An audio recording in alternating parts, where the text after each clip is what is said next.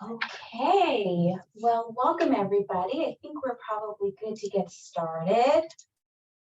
Go ahead and share my screen here. All right. Well, hi everyone and welcome. My name is Angela Printy and it's my pleasure to welcome all of you to the third and final installment of our Diversity Engagement Survey speaker series entitled The DES and You.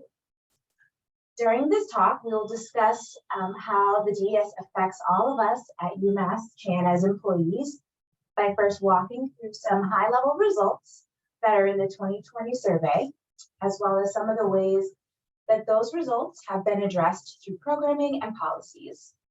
Through all of this, we hope that we'll be able to motivate you to take the survey when it comes out on March the 6th. You're going to hear three speakers today. You're going to hear myself, Dr. Duncan, and also Dr. Hernandez, but I'm going to start. So we're first just going to talk about the DES, what it is, what are the basic elements, and then we'll, like I said, we'll go through some high-level results. We're going to talk about some of our benchmarks as well as the national benchmarks, okay? So first, what is the DES?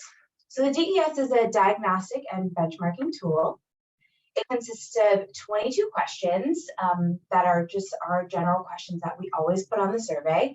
And those 22 questions can roll up to 8 factors that connect engagement theory to inclusion and diversity constructs. Each of the items are created to capture the essence of the relationship between the organization as a whole, the whole institution, and its members. So the DES kind of functions in 3 ways. It's descriptive, so it describes the inclusiveness of the environment by determining its level of engagement by demographic categories. So race, by gender, by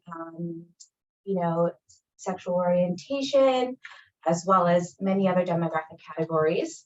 It's diagnostic. So it defines areas of strengths and improvements for diversity and inclusion efforts through benchmark and comparative data. And third, it's prescriptive. So it points to strategic directions for change by identifying which engagement domains and inclusion factors to target for improvement. So as we talk about the functions, you'll notice that there are some specific keywords that you'll want to keep in mind, right? So inclusion factors and also engagement domains. We'll talk about those a little bit further on. So here you can see kind of the general breakdown of what the DES is, right? So if you look at the bottom row of groupings, those are what we call inclusion factors. And those are the 8 factors that the DES kind of breaks down to. Those roll up to that second row, which are called your engagement domains. And when we think about those holistically, we would hope that we can see those factors will kind of give us what we would call an inclusive environment, which is our main aim, to see how people are, if people feel as though their environment is inclusive. Let's take a look at our 2020 DES results. So as you guys know, we are implementing a survey in 2023, and you can't really know where you're going until you know where you've been. So let's take a look at our 2020 results. First, you can see here that we've started taking the survey in 2011. So for the past several years, we've been doing the DES. On average, we have about 34% of the people who receive the survey actually take the survey. And this year in 2023, we do hope to increase the response rate to about 50%, which we know is very ambitious, but we have a plan. And we really hope that with your support and with the support of the institution, that we'll be able to get that response rate up to 50%, so we can have just a more conclusive idea of what our institution actually feels about the environment at UMass Chan. So, like we talked about before, we have our engagement domains and also inclusion factors. So the way that I'm going to look at the results, talk about the results, is in regards to our inclusion factors. So there are 4 inclusion factors within this one engagement domain, which is called vision and purpose. The national benchmark for common purpose, which is how an individual experiences a connection to the mission, vision, and of the institution. You can see that the benchmark, so the national score is about 82%. We're actually doing a little bit better at about 85%. I know you're probably wondering, what does that mean? 82%, 85%. So these are actually what we would call favorable scores. So say you have a survey, you have strongly disagree, agree, neutral, disagree, and then strong. So it goes on the spectrum of 5 answers. So our favorable scores are going to be those who either answered the question agree or strongly agree. So you can see here, the UMass has had this common purpose inclusion factor at about 85%. So 85% of those who answered favorably, which is up 3.6% points from 2017, which is pretty good. Second, we have access to opportunity. So it's how does an individual find that they are being supported in their professional development and advancement.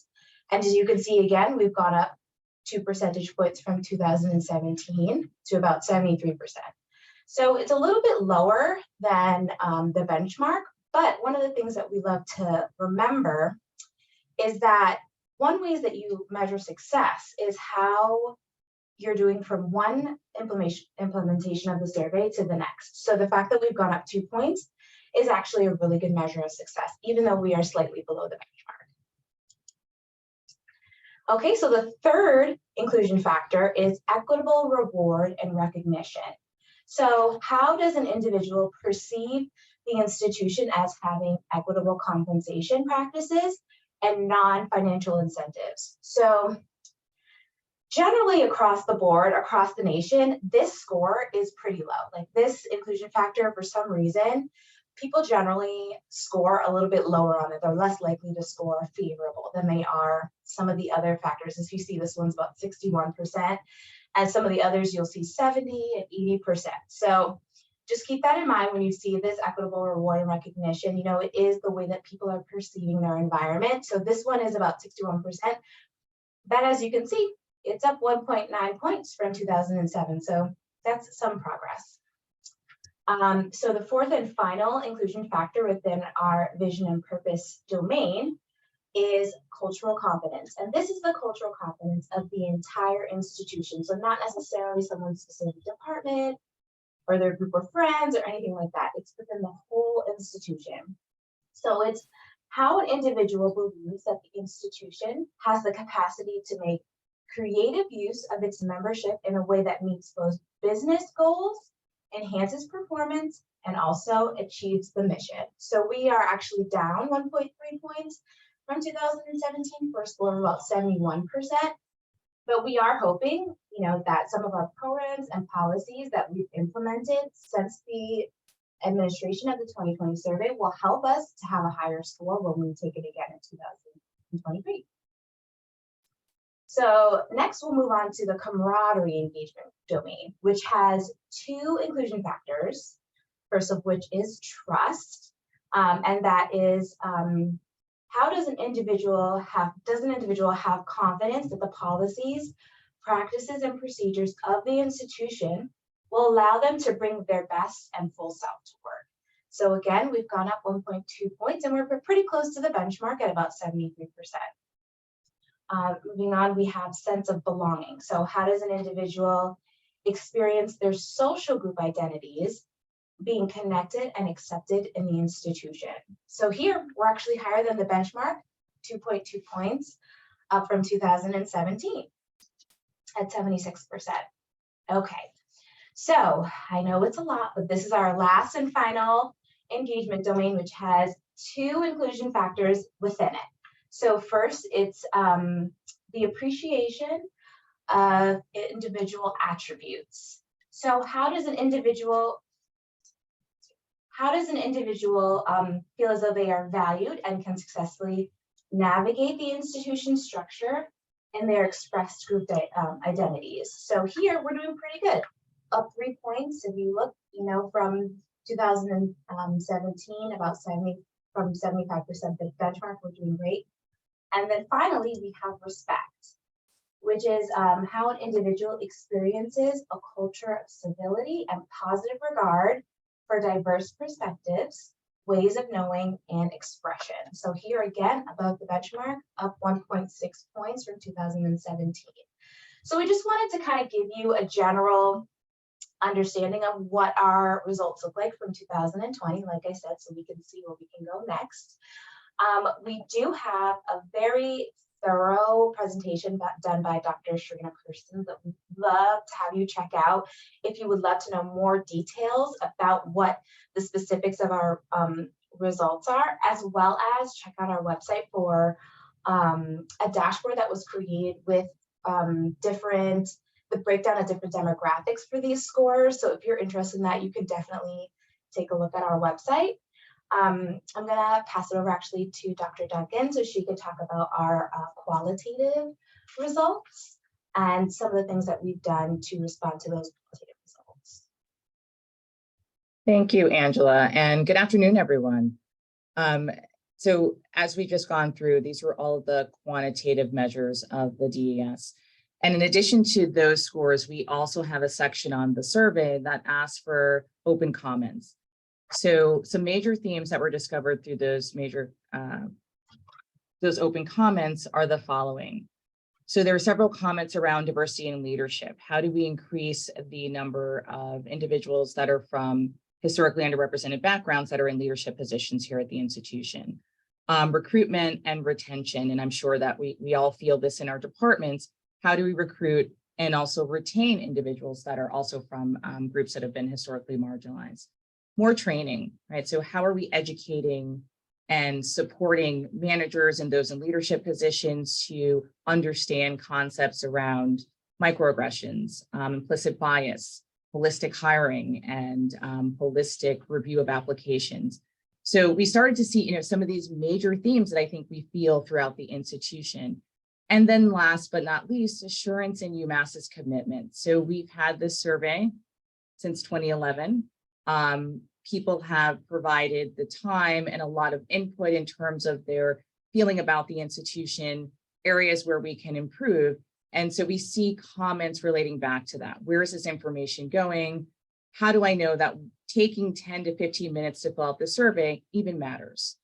So, we looked at these major themes, and one of the benefits of me starting in 2020 was that I came in at the time where we were just getting back the results of the 2020 DES. So I was able to see the results, really read those comments and get a sense of where are we at, what needs to be done, what should be my priorities coming into the role as the new Chief Diversity Officer. So one area, which I'm sure that you all are familiar with, is embedding this new pillar into our strategic plan, or Impact 2025. And so when I started, the Impact 2025, it already existed. We had 5 pillars. And so what I got the sense of is that we needed to really have a 6th pillar that focused on diversity, equity, and inclusion, and really outlined the priorities that all departments, all individuals that are here at the institution should be moving towards. One of the things that I found out very quickly when I came here was there was a lot going on related to DEI, which was great, but it wasn't being coordinated. We didn't all have a clear path of what we should be focusing on and how we should get that work done to where the community could feel the work. So for the Impact 2025 goals, we came up with these 5 priorities from input from the community, as well as what we saw in the DES, and then other just conversations that I was having and others in the office were having with stakeholders at the institution. So with these 5 priority areas, as you can see, we focused a lot on climate, curriculum, DEI engagement and education, of course, recruitment and retention, advancement, and then this continuous quality improvement and accountability. And doing these DES sessions is really part of that accountability. We want you all to be informed. What did we find in 2020? What are our plans for the 2023 survey? And as Angela mentioned, we will be publishing all results. So you will be able to access off of our website dashboards that give you a visual of how we've done on the DES overall. So our 2020 results will be posted shortly. And then once we have our 2023 results, those will also be posted. So we thought this would also be a great opportunity for us to share with you all some of just the high level things that have happened since the 2020 DES. And we've broken them into these priority categories just to help to organize it. I know that there's a lot of text here and a lot of information here, and we will absolutely share out these slides, but just wanted you to get a sense of all the work that we've been doing. And this is not only contributed to the Diversity and Inclusion Office, but to several individuals on campus that are helping us do this work. So we feel very proud about this. We feel as though there are more coordinated efforts around our DEI initiatives. So with our campus culture and climate, we have a new diversity statement that's between us and the hospital and the clinical system. We're encouraging departments to do additional diversity statements that really speak to the work that they are doing. But in general, we have a new diversity statement that we encourage you all to use. We have a new diversity, equity, and inclusion policy. And so this policy is a guide for our DEI efforts. And what it says is basically that we are encouraging and really want departments to use best practices to attract, retain, and support and promote those that are underrepresented in medicine, that we have programs and strategies to establish an equitable environment, and that we have curricula that advances health equity and social justice. And this may seem like, yeah, of course we do all these things, but we wanted to make sure that if there is any pushback, if there is any question about our priorities and our values around these things, that we have a policy that now is part of what we do and how we do things at the institution. Another piece that really came from the DES is that we now have gender inclusive bathrooms. So I know that we opened it and there was an opening and it was during COVID, so maybe lots of people don't know about it, but we at least have one gender inclusive bathroom, and that the new facility will have several in that space as well. Around curriculum and scholarship, so we've expanded several training opportunities. Tiffany Cook, who is our Director of Education and Integration, has ongoing monthly trainings that anyone can attend. They cover a variety of topics. And if you see something that, if you want something that's not there, she's also available to customize trainings for departments. Our educational programs, we've expanded those. So I know in the past there were signature events such as MLK and others, but now we're doing monthly signature events that align with specific months or groups or activities that are happening. We have our new Native American and Indigenous Health Group. So they're meeting monthly. And this is to build off of our land acknowledgement to where it's not just a statement, but we're actually doing work and have a partnership with the Hasmonisco tribe. And then grantmanship support for our DEI activities, because this is good stuff that we're doing here. We want to make sure that people are including this content and this information in their grant applications. So Lynn Hernandez has been extremely helpful in facilitating that process and working with departments or anyone else that would like to submit a proposal. With education and engagement, so we will be launching this month our restorative justice practice. We're going to train 30 employees on restorative justice, and that will include staff and faculty. So we'll be able to really have a community that's built around trust and dialogue and not and really trying to mitigate harm. So there'll be more to come around that, but we're really excited to launch that the end of this month. We have now the DEI campus read. So I know in the past there was a campus read. Now we have a specific DEI focused one. And this year is the book on belonging. And so we'll have the author coming in February. So that's something that it's an ongoing process and we hope that you all get engaged with. Our anti-racism challenge, again, another initiative that happens annually. We will be hosting that at the end of February into March. I already mentioned the expansion of the DEI trainings, the CEOD reconstruction. So again, we went from 10 committees that we felt needed to be consolidated and really wanted to have individuals focusing on the work instead of focusing on identities. So now we have the three subcommittees related to education, advocacy, and service. So we really do encourage anyone that's interested to get involved in those. And then for our students, we have a new Inclusive Excellence Student Council. And so we meet with all of the leaders that have either advocacy groups or affinity groups related to identity monthly. And we get together with them, we hear their needs, we hear their concerns, and then provide programming around it. So for example, we just had a step 1 retreat for our second year medical students that came out of conversations with this council.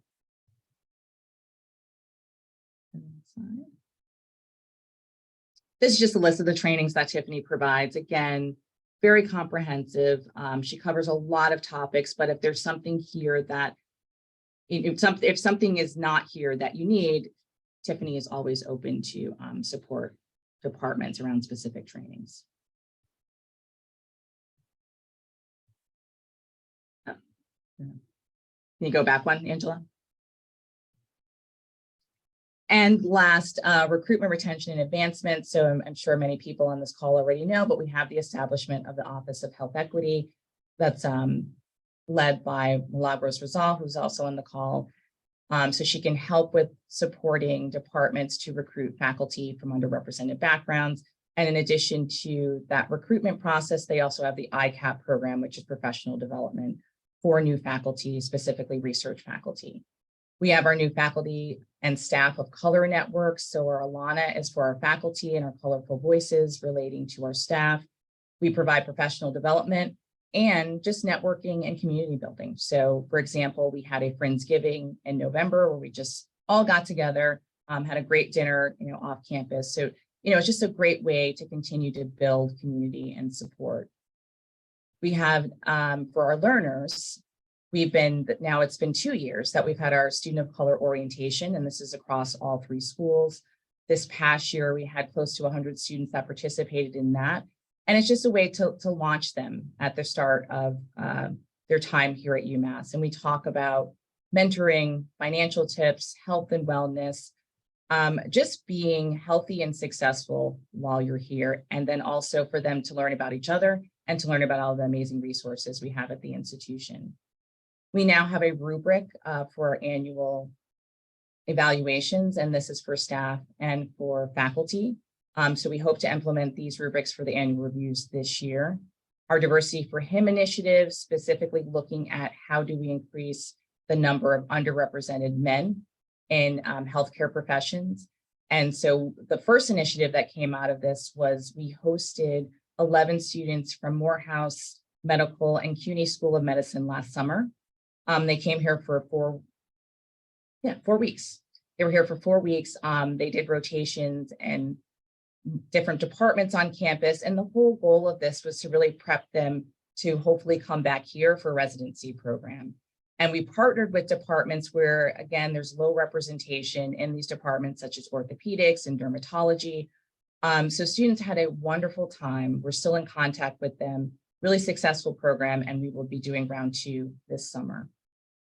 We are members of the National Center for Faculty Development and Diversity. This is an online platform where any faculty can join if you work here at UMass, and it provides professional development. There are webinars, there are seminars, it's just a ton of resources that really have DEI at the center of it, but it's not just for individuals that are from underrepresented backgrounds. So really encourage any faculty to sign up for that and join that, because we have a membership for the year. And then mentor training. There are several mentor trainings that are going on. For example, we have the culturally aware mentoring that's happening now online, and we have other mentoring programs that are ongoing. So we do want to encourage just this culture and this value around mentoring for our learners. And last but not least, again, the accountability piece. So in addition to tools like the DES, we are asking departments to put together their own diversity, equity action plans that align with these different priority areas that are specific to the goals in their departments. So we are doing a pilot of this right now. We have 9 academic programs and 6 administrative units that are participating in our pilot. We have monthly community of practice meetings to discuss where people are at with their goals, how can we help them implement these goals, and then as a community, how can we help each other implement these goals? The hope is by next year, so our 2023, 2024 academic year, that every department on campus will have a diversity equity action plan, and that we'll have a database that will be open to the UMass community to see what departments are doing and ways that we can collaborate and learn from each other. So again, I know that was a lot of information, but we will share these slides, and we encourage you all to become familiar with what's going on campus, so that when you're talking to individuals, you can tell them about all the amazing things. But just to, so you also have a sense of the work that's going on. So now I'm going to pass it over to Lynn Hernandez, who'll talk about our upcoming DES administration and some new features that we're adding this year. Absolutely. So thank you, Dr. Duncan and Angela, for that presentation. As was mentioned, I'm going to talk to you about the 2023 administration of the survey, basically why it's so important that you all take it and that you encourage others around you to also take it. I'm also going to be talking about some of the changes that we have made based on some of the concerns as well as suggestions that we have received from all of you. And then I'm also going to be talking about how we're going to keep your data safe. How are we going to keep it confidential? What privacy measures are we taking to make sure that you will not be identified? But basically, the first thing I want to talk about is why we need this data, why you should take it, and why you need to encourage others to also take it. You just heard Marlena talk about all the concerns that came up in the 2020 survey, but you also heard her talk about some of the actions that we've implemented to address some of those concerns. And that's why we need this data. This data is going to allow us to really measure whether those initiatives, those resources, those actions that we put into place are working, whether they're moving the needle forward or it could also be going back. And if it's going back, it'll help us provide or create a roadmap of what initiatives, what practices we do need to be putting in place in order to address some of those concerns. The other thing too is community needs are constantly changing. So the needs, the concerns that were happening or that we heard of in 2020 might be completely different in 2023. And so the only way that we can really be able to measure that is if we have this data or these responses from you. And then the last thing, and you heard Marlena talk a lot about this, the accountability piece. We did put a lot of initiatives and resources forward. We also have the diversity pillar. How do we know that the diversity pillar is doing what we are hoping that it does? The only way that we can do that is through this data collection. And so we really hope that you see the importance of taking this survey for all these different reasons. Now, in terms of what changes are coming in 2023, one of the things that we heard from several people, particularly the departments who have created diversity and equity action plans, is how do we know what's going on in our department? How do we measure how the climate is? How are we doing as a community in our department? And so one of the things that we will be adding to the 2023 survey is a question where people can voluntarily share what department they are representing or what department they are from.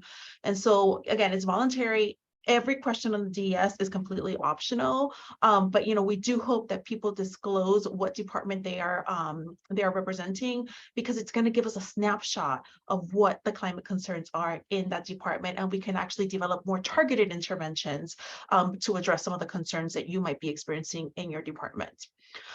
The other thing that we want to also do is add some questions about your department culture and climate. The DES will ask very broad questions in terms of institutional inclusion, institutional experiences, but we really also want to ask questions in terms of what are your experiences as well as what are your perceptions of the department. So we will be adding about 10 questions that address some of that. And then the other thing or the other changes, we are making sure that we are going to be sharing these data very widely, where you're not, we often hear concerns. I filled out the survey. I don't know what happened to the data. I haven't seen the results. And we are hoping to address that by making sure that we not only share these during the diversity summit, but that we also make these available on the dashboards that Angela has been creating. And so very, very soon, the dashboards have been created. They just need to go live. Very soon, you will be able to log onto our website and see all the results for 2020. And the same thing is going to happen for the 2023 results. We're going to make this a very transparent process, but it's also a way for us to keep ourselves accountable of these results and how we're responding to these results. Next. The other concern that comes up a lot when we're collecting climate data is confidentiality. How will I know that I will not be identified and I will not, that I won't have any kind of repercussions for being honest in my responses? So first of all, the data is being collected anonymously. What that means is everybody is going to get the same exact link. Not everybody's not going to have a unique link. Everybody's going to get the same exact link. That increases our chances of keeping it anonymous. That does include some risk, like for instance, somebody could take the survey more than once, but it is a risk that we are willing to take if it's going to keep your data anonymous and confidential. So it is going to be anonymous. It's not going to be tied to your email. It's not going to be tied to your department or anything like that. Like I said, everybody's going to get the same link. Your data will not be attributed to any of the results, or sorry, your name. So we will not collect your name. Like I said, it's not going to be tied to your employer ID. It's not going to be tied to your email, but we're also not going to be asking you to disclose your name as you're taking the survey. And so none of the results will be tied to your name because we won't know whose results they are. Now, I know that there's always concerns.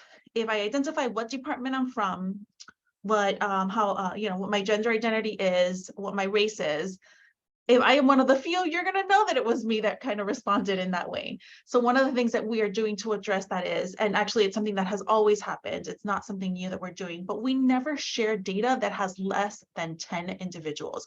So for instance, if we're looking at gender in a department and only maybe it's a department where like it's 6 women, that data will not be shared because obviously then the chances of being identified are very high. So anything that has an N less than 10 or a sample size less than 10 will not be shared. Everything's then, in that case, we share the data in aggregate form. And I'll show you what I mean by aggregate form in a little bit. The data is actually being collected by an external consultant called DataStar. And so they do the administration, they do the collection of it. And so they're really the ones that are going to be able to see like what the responses are. And so there is an external company doing that. And then all data or all the reports that emerge from this, like I mentioned, are going to be done in aggregate. So let me show you a little what that looks like. Can you go to the next slide? So here's a little snapshot of these dashboards that we keep telling you are coming soon. Here's some evidence that they have been created. They just need to go live. But this is the dashboard for the 2020 results. You can see here that it's really hard to identify individuals because, like I said, it's being done in aggregate. It's large summaries of how people responded within any given, like I said, racial group. It could be also your affiliation. Are you faculty? Are you a learner? Are you staff member? So those categories will be identifiable. However, you won't be identified within any one of those individual categories because this is what aggregate means. It's a large summary of how people responded. And so it is hard to kind of go in there and be able to identify, okay, where am I in this number? So that's what we mean by aggregate.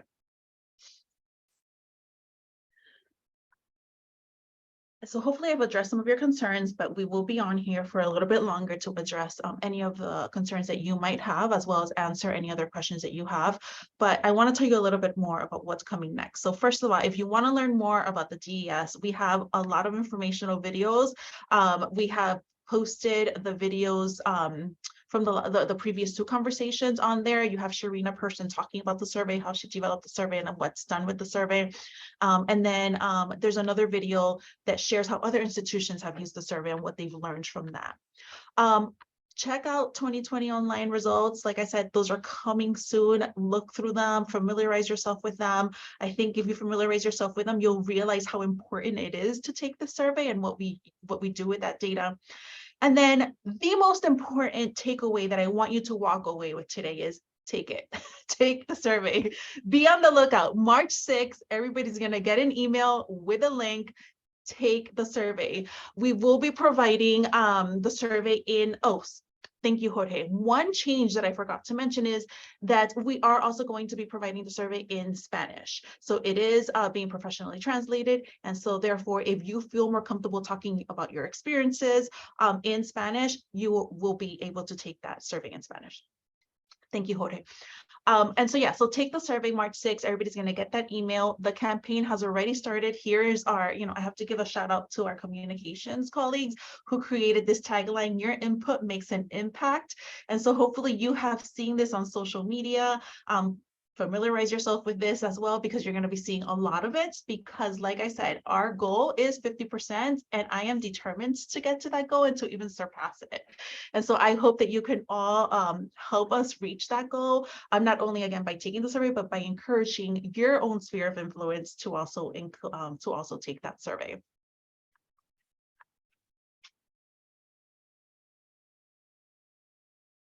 So Angela, do you want to introduce, so actually, why don't we pause and answer some questions that you may have? And I just saw that John Jay put in the chat that the DES website has gone live. So those dashboards are up there, the videos we were referring to, all of that is up and it's connected to the DIO website. Fantastic. So any questions that you may have, please feel free to just, speak into the microphone. But if you feel more comfortable typing it up in the chat, happy to also answer questions like that way. I guess I have one, and maybe it's for Dr. Person, but so the 2017 survey was before the pandemic. The 2020 was during the pandemic, and now we are in pandemic limbo. Will there be any questions that you would be able to tease out that there may be a difference in people who are working from home versus people who are on site versus people who are hybrid? I would think in the area of the kind of the camaraderie and the sense of belonging, there might be differences with people who are, sitting in their spare bedroom working 9 to 5 versus people who are here, seeing people, seeing a building going up, interacting with students. So will there be any questions that would help you drill down on that?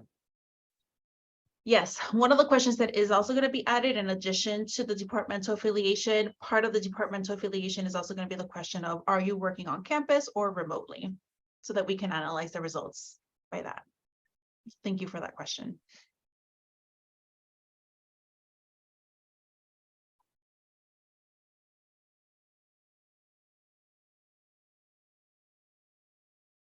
See someone's hand up. Yeah.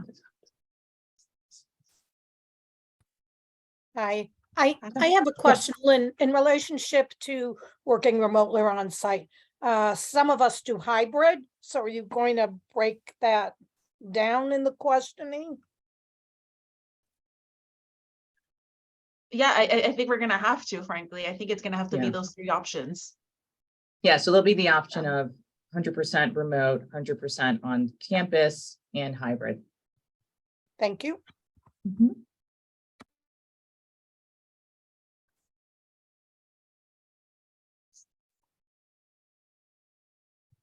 Other questions or thoughts? Want to share? Or any concerns that you have about the administration or any, not administration, sorry, the administration of the survey. Happy to get those concerns too, but maybe a different conversation.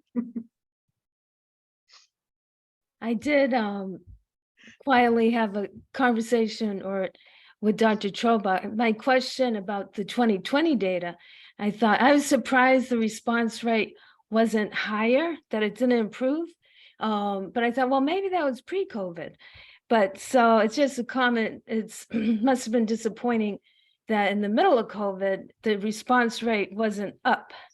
That was all.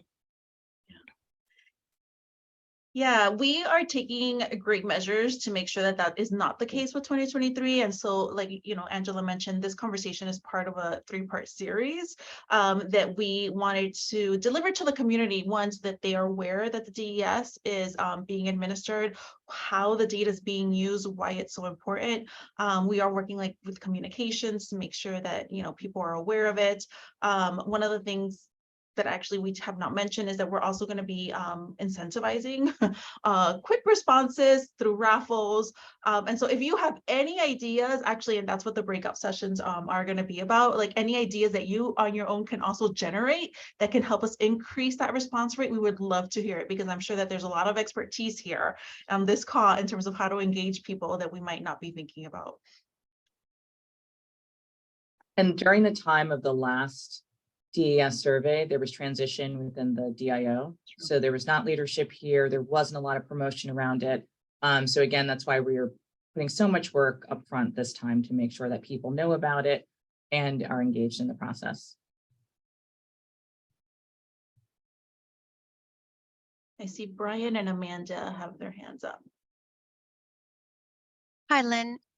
I have a question about the messaging that you might like us to share with our teams at this time in preparation for the survey. It's 6 weeks out. So what message should we take back to our teams at this time? Yeah, so we actually will have a little slide to share with you all so that you can present it if you're in any kind of meeting or with your team members that has the information. Like I mentioned, I think the most important message is what this data helps inform. And so if there are resources that you think need to be put in place, is there an initiative that we need to really commit to? That's like the most important way for us to really be able to assess that. This is the opportunity for people to really voice their concerns in a way that's going to be anonymous. And so that to me is the most important message, but we are going to condense all of that information into a slide that folks will then be able to hopefully kind of pull up if you're in a faculty meeting and in your team meeting, and just kind of, encourage people to take it and have the information on that slide. Thank you. Brian, I see your hands. How you doing? My name is Brian Flynn. I'm just from the Bridge Department. Just want to quickly introduce myself. So my boss, Alana Sparrow, and I, we process the DES agreements just from a contractual standpoint. And just wanted to give everyone a shout out and just say that, it's very important. This work is extremely important. DEI was a very important thing when I worked for the city of Boston. I used to work for City Hall, and it's just excellent to see it, in the academic field as well. So just want to say, thank you for, everything you're doing, and it's an honor to actually, even just play like a very small role in it, just from a contractual standpoint. So just want to say best wishes in 2023. Thank you so much for being on the call and introducing yourself. Thanks for having me.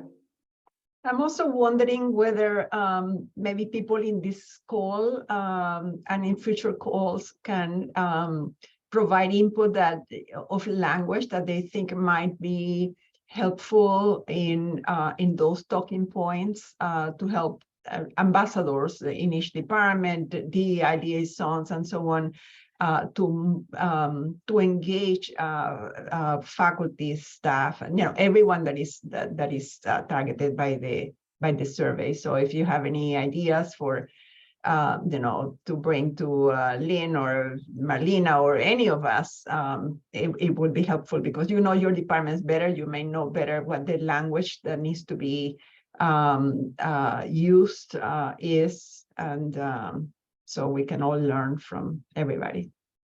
Absolutely.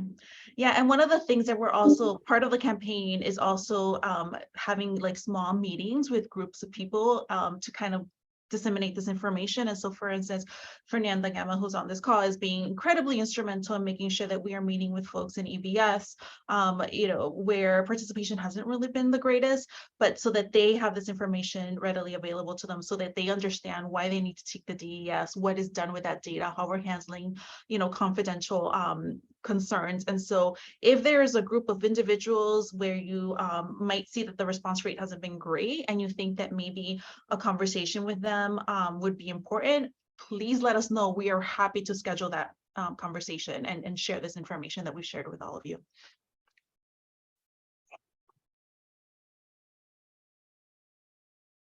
So I'm back.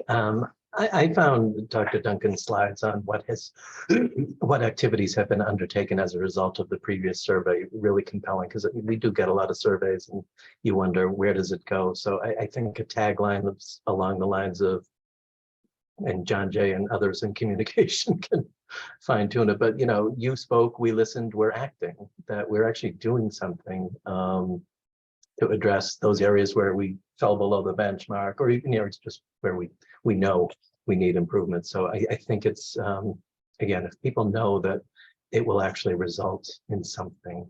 So, you spoke, we heard, we listened, we're acting. So I like it.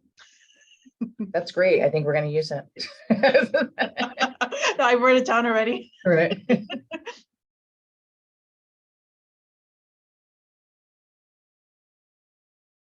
And Amanda's asking when will the talking point slide be distributed? So it is ready.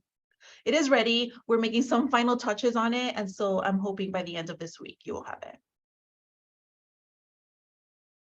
And it'll be posted on that DES link on our website as well. Hi, this is just a comment.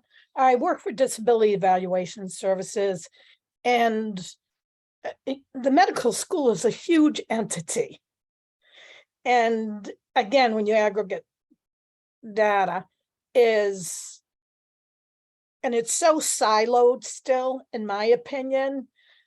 So when you have this big data that's aggregated, how is that then translatable to an individual department, an individual person? Because I'm just guessing here, but I obviously don't know. But what may be happening in one department may not be happening in another department. And again, it's going to be voluntary to say what department you work for. So how does DIO then take that data and make meaningful recommendations when it may apply to your department or it may not? Thank you. Angela, I don't know if you want to answer the question. I'm happy to. I've heard my voice a lot. No, so I think a couple things here. So you're right. It's hard to prescribe, individual treatments for every department, but that is one of the reasons why we are moving to this model of having diversity, equity action plans at the departmental level, because there are specific needs, and we know that some of the things that we may be doing at the DIO may not apply to the specific needs and concerns that are at the departmental level. So that is the next phase of the work, is to really have these customized DEI plans for each department that align with those priority areas and align with the larger initiatives we're doing on campus. I would also say that Thank you. where all of you come into play as well. Like, encourage your people to take the survey, because the higher number of people who take it, the more information that you'll have about your departments. The questions in the initial DES, they are about how your people feel about the institution, like you said, and not specifically your department. So we would just want to remind you of all of that, and then those secondary questions that we're going to add are going to be about your department. So it should really motivate you, as if you're in charge of a team, if you're in a team, to just really make sure that to really be talking up the DES in the next couple of weeks. Ask your friends, ask your the people who work under you, have you taken it? Let's take it. Sign up for the raffle. If we get to 50%, we're gonna have a little party. Just really talk it up, because we really want to make sure that we can provide you with insights if possible. Yeah, and frankly, the more people that identify the department that they're in, the easier it's going to be to actually deliver a report to you that has information that can be used within the department. So I think that that's a way to kind of encourage people to answer that question. If too few people, kind of answer that question, then we're going to have to really give you an aggregate summary of it. Encourage people to actually answer that question, because that's really how we're going to be able to deliver the most informed report for your department. there's some really great ideas here for incentives, including competition. If we do that competition between departments, that hopefully that'll also increase people wanting to disclose what department they're in. Thank you. Sorry, I was just gonna say for the employees who are don't have easy access to the online survey, like, is there, like, oh, come use our iPad or something like that to offer them work time to do that? Question mark. Absolutely. Yeah, we're going to be setting up computer labs so that folks can go ahead and take the survey. And we also, in some cases, are going to have paper copies.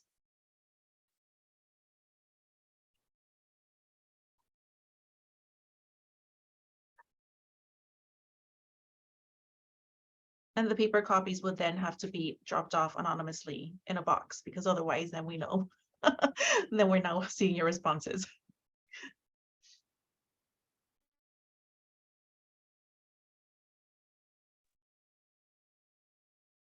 Well, if there are no other questions, we actually did have an activity for you all, which we might have to reduce in time. And I feel like that's kind of where we're headed already. We are going to be administering the survey. We want for all of you to take it and to encourage others. But somebody already mentioned this, and I love that. A lot of the responsibility on people taking it is also on all of you. Again, you are influencers within your own community. And so think of yourself as an influencer. What can you do? Think about, like, what can you do in order to influence or encourage others to take it within your office, within your group of friends, within your community? What ideas do you have for us, but also for others in terms of how to encourage others to take it?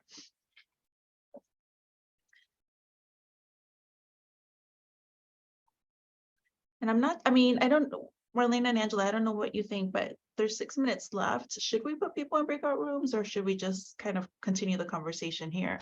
Because there are some really great ideas that have already been shared on the chat. So I'll go again if nobody else is.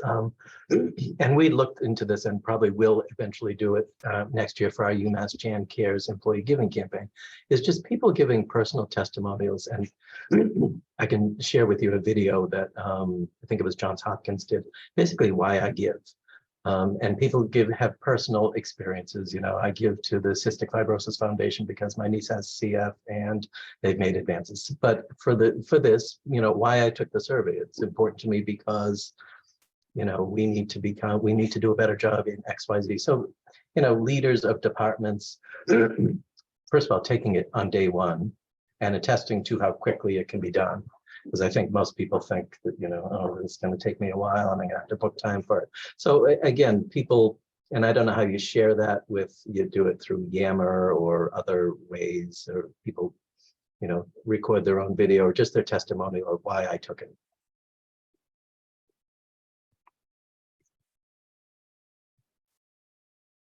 I liked Brian Flynn's testimony, which is like just a whole different piece I wasn't even thinking about. So that was pretty neat. That's a great idea. And we started recording some of those videos.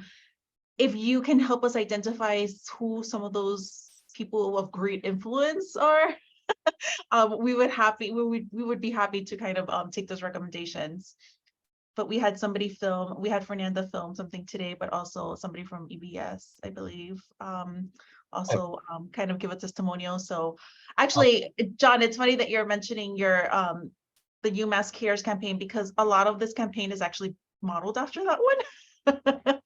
So what you're doing was great, and so great that we're modeling it after that. Yep. We said we want the same treatment.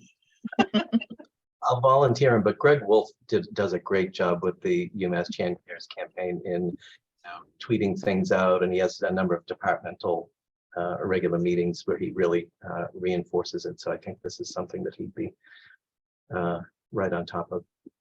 Great. And obviously that's a huge number of employees in his departments. It's a great idea. That is a great idea. I just had one more quick thing, if you don't mind. So I was talking with Susanna Perkins, who's the director of the Research Core Labs. So one of the things I would like to try to do, and we're kind of just in preliminary discussions with it, Susanna and I, but I would like to try just to kind of cross-pollinate with my role, just from a contractual standpoint, but also to potentially digitally market some of the the Research Core Labs. So I would love to do that. I know the DES doesn't quite identify as a core. However, we do process it. In terms of from a contractual standpoint, we do process it that way. So I did just want to say that if that's okay with your permission, I'd be more than happy to try and just digitally market as much as I can just from my end. My personal LinkedIn, social media. Even just contacts I had from City Hall, who I, still am in touch with, here and there.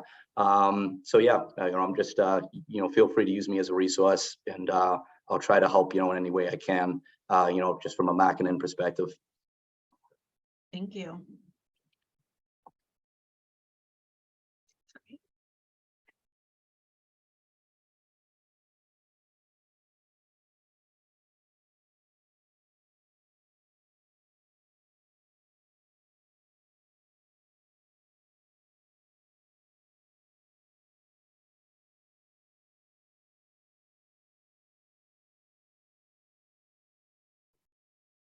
Okay, well, I think we're coming up on the hour. We really appreciate you all spending the hour with us, giving your input and helping us really move forward on launching the DES in March. So it will be open from March 6th until the last day of March. We will be keeping track and having visuals set up around campus in terms of how many people have taken the survey. So again, really encourage your units and those that to take the survey, give their input, because it's going to have an impact. So appreciate you again, and thank you. Have a good afternoon. Thank you all.